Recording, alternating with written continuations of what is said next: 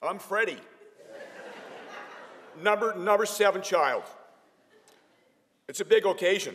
We have Beth here, my little sister from California. Michael, New Zealand. Niece Rocky from Alaska. My dearly departed brother Terry's family from Denver.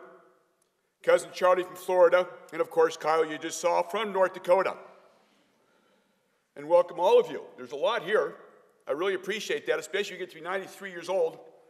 A lot of people have passed on before you, so this is a great showing.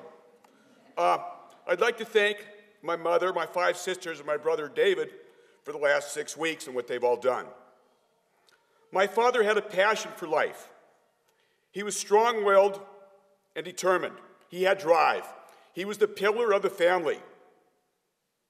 This was shown in his accomplishments in life. He got the dream waterfront home he wanted. He got the boat he desired. He successfully raised 9 children, his greatest accomplishment. He dearly loved Mother. More than this, without my mother, none of this would have been possible. When my father and I would work out in the yard, we could talk about many things. It was my quality time with my dad. We were one-on-one. There wasn't 8 other kids around. He was calm, and we could talk one-on-one.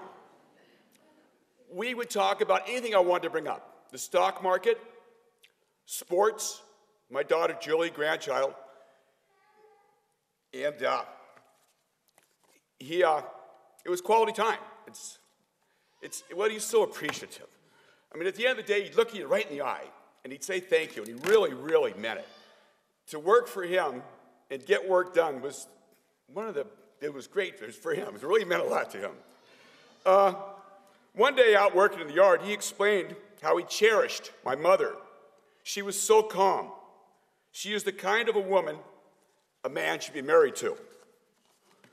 My father took us on vacations every summer. We used to rent big boats and go up into San Juan's. We'd rent trailers and go around the U.S. to places like Yellowstone Park. Occasionally, we'd get a hotel, because after being in a trailer, you'd need a shower, and you'd want to get out of that trailer in that 59 Mercury station wagon it would be anywhere from 7 to 9 kids. And what we'd do is we'd have the kids get off before even the entrance of the motel. And Mother and Dad would go in with probably the 2 most respectable. I'm not going to say which ones they are.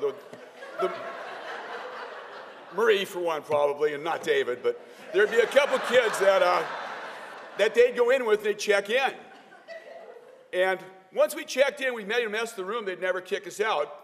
But we'd take over the swimming pool, we'd take over that whole place. But there would be times that we'd get caught.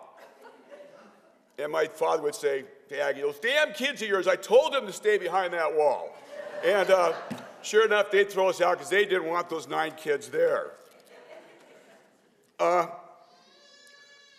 these trips, it was a joy for him to buy us all ice cream cones. I loved those ice cream cones. He'd take us to Victoria on his boat, to Roach Harbor, and often we went to Harrison Hot Springs, where my parents had their honeymoon. We did a lot of vacationing. Every summer, we'd spend a few weeks at my grandparents' beach house. And my dad had a sense of humor. We'd get close to the beach house, and he'd start talking about this messy Indian house.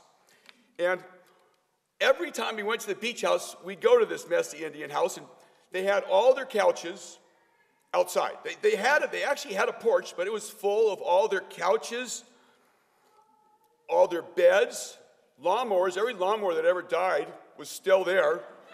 And their house was, every time it got worse and worse, their house was just being covered with all this old furniture. They weren't saving it. I don't think they knew where the dump was. So here we are, the last time we ever went there and did this anyway. My dad got out and took pictures. And here are all these kids, us kids are all screaming, pointing, so excited about this dirty house, the messy house. It was a big thing to my dad. He'd get a kick out of how messy it was. They came out. The family came out one by one. My dad did feel bad. That was quite embarrassing.